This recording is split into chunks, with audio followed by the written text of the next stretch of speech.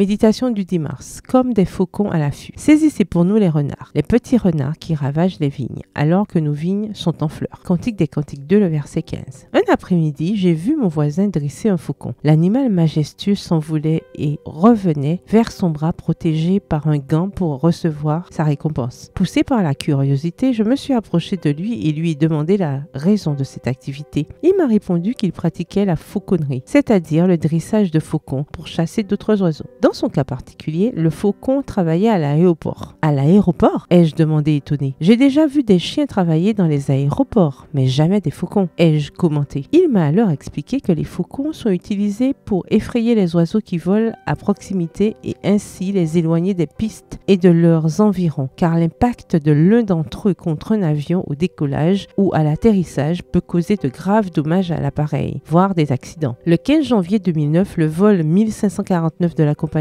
US Airways a décollé à l'aéroport de LaGuardia à New York avec 155 personnes à bord. Moins de 2 minutes après le décollage, une volée d'oiseaux a percuté l'avion, endommageant les 2 moteurs. Le commandant de bord a alors décidé de faire un amérissage dans la rivière Hudson. Par miracle, personne n'a été tué. C'est là que m'est venu à l'esprit le texte d'aujourd'hui qui parle de petits renards endommageant de grands vignobles. Les petits oiseaux endommagent les grands avions, tout comme les petites mauvaises attitudes endommagent les grandes vies. Comme il est facile de voir les grosses erreurs des autres, mais si nous voulons vraiment que notre voyage vers le ciel soit un succès, nous devons faire une introspection et éliminer de notre vie ces petites attitudes qui nous empêchent d'avancer. Il existe une méthode infaillible pour y parvenir, mais elle requiert l'humilité de reconnaître nos erreurs et le désir sincère de changer. Il s'agit de contempler la vie irréprochable de Jésus à travers sa parole. L'étude constante des Écritures éliminera en nous tout soupçon de péché, aussi minime soit-il. Ellen White a dit à ce sujet: ce livre vous apprendra à préserver l'intégrité de votre caractère, à être plus sincère et à ne pas pratiquer la tromperie et à ne jamais transgresser la loi de Dieu en vue d'obtenir ce que vous désirez. Extrait du livre To Be Like Jesus, être comme Jésus, à la page 130. Cher ami, il y a des oiseaux qui hantent notre port. La bonne nouvelle, c'est que la Bible est notre allié pour faire de nous des faucons aux aguets. Avec elle, nous pourrons arriver sans incident dans la patrie céleste. PS, heureuse sans petit péché. Bonne journée et que l'Éternel vous bénisse.